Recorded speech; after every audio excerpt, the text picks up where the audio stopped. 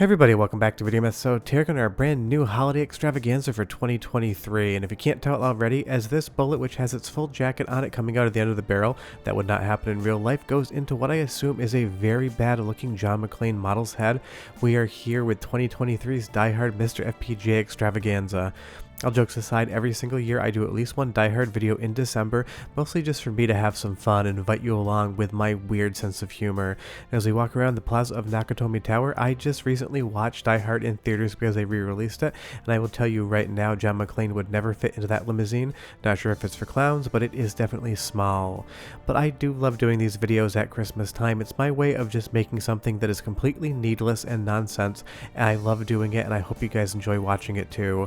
And since this year's been a big MiSTer FPGA Nintendo 64 year doing all the core previews, I figured what better way to showcase a Die Hard game in December than to play the Die Hard 64 prototype.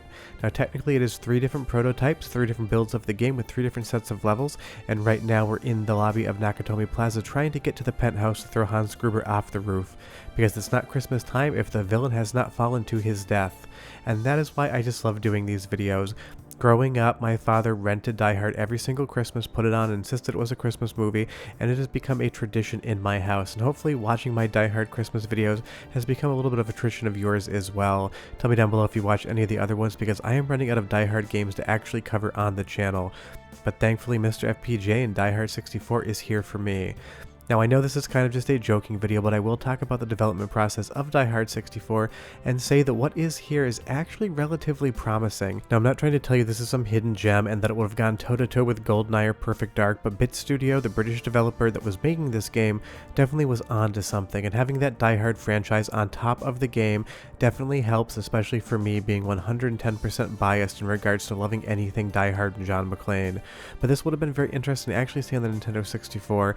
It is a prototype, so as you're navigating through the levels, you just randomly fall through things into different areas. I don't know that any one single level is completable, and I will say the aiming is absolutely off the mark.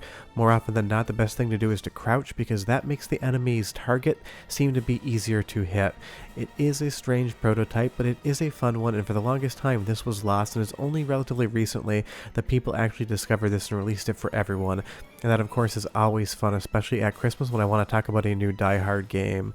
But I do wish this has actually seen completion. It did kind of technically come out on the GameCube, but that game is wildly different than a lot of what you see here, and honestly the Nintendo 64 aesthetic I think works better for Die Hard, even if those ramps there have absolutely no support whatsoever, would probably actually fall in the real world. But it's just so much fun to see something like Die Hard 64, and it's so great that it runs on the Nintendo 64 core. I've been doing so many different previews, but honestly playing around for this prototype for the Christmas video was one of the most fun times I had with MiSTer all year long, and that's just because it let me do something stupid, which is what I love to do on the channel. It is just a good time to play a Die Hard game. Obviously the best Die Hard game is Die Hard Arcade on Sega Saturn, but tell me down below what Die Hard games you have played and how you would rank them, because I would be really curious. I think if this game came out, it would have been probably in the middle of my rankings. Die Hard Trilogy, the original, is a lot of fun. The second one, it's okay. The 2002 first-person shooter is absolute jank, in a good way, but in a bad way as well. And definitely Die Hard Arcade is one of the best 3D beat-em-ups of all time. This would have been what I assume to be the best first-person shooting Die Hard game ever made, but of course we never actually saw it release. But that's the great part about preservation, MiSTer FPGA, and just having fun at the holidays. Because honestly, if I had my way, every other video I release would be absolute nonsense, but I do need to keep the channel going, so I try to keep these things just to December when everyone's hanging out with their families.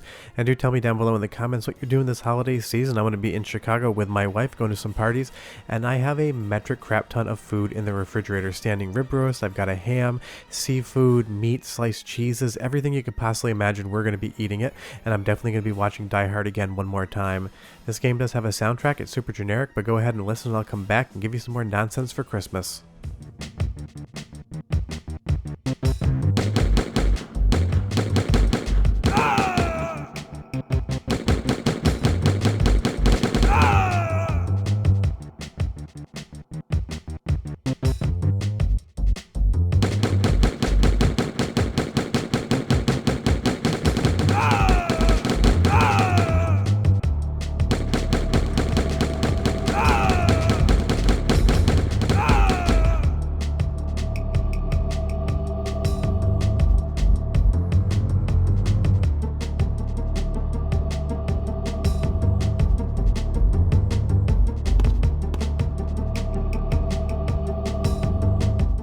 It's decent music, it's definitely placeholder, but it works for the game, and I will tell you right now, if you want to play this, get ready for some dead ends, because the air ducts in Nakatomi Plaza don't seem to go anywhere. But as we move on to a different version of the prototype, we have this Kingpin's Lair, which definitely reads way more like Pulp Fiction here. If you don't remember, Bruce Willis was in that movie as well, and he ends up in the dungeon with Zed and Ving Rhames' character, and those are the vibes that I'm getting here. But this game does so many different things and so many different revisions. You're going to see we got this Uzi here, and sometimes you're going to basically get this action cam. Kind of sounds like Sniper Elite a little bit, where you're going to see the death of your opponent in real time. I showed it at the beginning of the video, but it definitely has a couple different ways of doing it. But honestly, dual wielding Uzis in a Die-Hard game is just something that I'm 100% there for. If someone wants to finish this game and release it as my Christmas gift next year, I will definitely buy it. I know that's never going to happen, but that's how much I do actually want to see this version realized. Because that's the thing about canceled games. You can have fun with them to see what people were thinking about, but what it really gets your mind going is what could have been. I would have loved to have seen this actually get finished, and if you know how to get out of this little trap here, do let me know. It's very possible you can't get out of it in the prototype, but I couldn't figure out anything else going on here, and I did want to see the rest of the level. And between the 3 different versions of the ROM, there's like 9 different levels you can experience. Some of them are definitely more complete than others. Something like the police station here has a lot of different rooms, but most of them are relatively empty.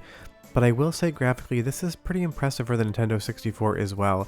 It's running at a decent frame rate, and it's definitely not a finished game whatsoever. And outside of the aiming being pretty bad, the control scheme I think is better than stuff like Turok or even GoldenEye. The developers tried to make it a little bit easier on the player, and I do appreciate that. And this is just one of those things. I love the Nintendo 64 aesthetic, I love Die Hard the movie, and I love doing weird things at Christmas. So you put those 3 things together, and I have an absolute blast making something like this. Well, I wish you could get a soda out of the soda machine. But I will say that the architecture of this police station seems like maybe the assets were borrowed for something else. There's these giant palm trees, and when you get outside, it kind of feels more like an Egyptian castle level than it does any sort of real world place I've ever seen, especially in California.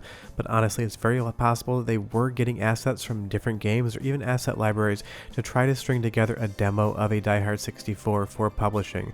Because you'll see outside we've got a helicopter floating around, but out here, this looks like Morocco or the Middle East. Gives me some No One Lives Forever vibes, which is not a bad thing to be reminded of, but honestly, not really what you want to be reminded of in a Die Hard game. Now, interestingly enough, it does seem to have some real world locations that kind of move around with the actual Die Hard movie franchise. This is a Griffith Observatory here in Los Angeles, and I always thought for the longest time it was the Griffin Observatory, and maybe that's because Merv Griffin was involved. I'm making that up completely, just wanted to mention Merv Griffin in a video, not something you'll ever hear me say again. But there's some fun, weird placeholder stuff here too, like the Methsonian poster. Don't know where that's coming from, but it is a good time and I'm here for it.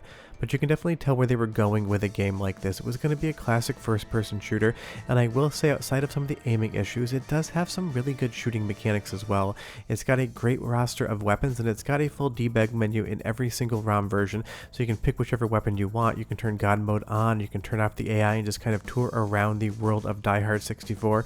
It definitely is worth checking out, but do be aware it freezes sometimes. That happens, even John McClane takes a break. And there is one level which definitely seems to be a test level, but I think it might also be a completely haunted Die Hard. I think the filmmakers are going to make a Die Hard horror movie, and this is the vibes they were going for. It's like Silent Hill meets something like PO'd on the 3DO. It doesn't make any sense, but I'm there for it again because it is so weird, just like the concept of doing another Die Hard video at the Christmas holiday. And some of these people's faces right here are just absolute nightmare fuel. It looks like she only has one eye until you get very close to her. But again, I just love doing things like this. It's not often you get to talk about a Die Hard 64 prototype. It's not often you get an entire half a year's worth of Nintendo 64 testing videos. It's just been a fun time. So at Christmas time, I love to spread my own sense of joy and humor around to see who enjoys it. These videos aren't for everyone, but honestly, it seems like there's a haunting in the Die Hard world. This might be a Poltergeist crossover here because these objects are just moving on their own, and I've seen a lot of Die Hard movies and there's no ghosts in any of them. But that could actually be an idea for a game. Give Hideo Kojima the Die Hard license and tell him he needs to make it like a Silent Hill game. I don't know how it would work, a bit like a Sixth Sense with Die Hard involved in it, but I would buy that every day of the week and twice on Sunday. But that is it for our Christmas special this year. Go play some MiSTer FPGA, go play some Die Hard. It's going to be an explosive holiday. Bye bye.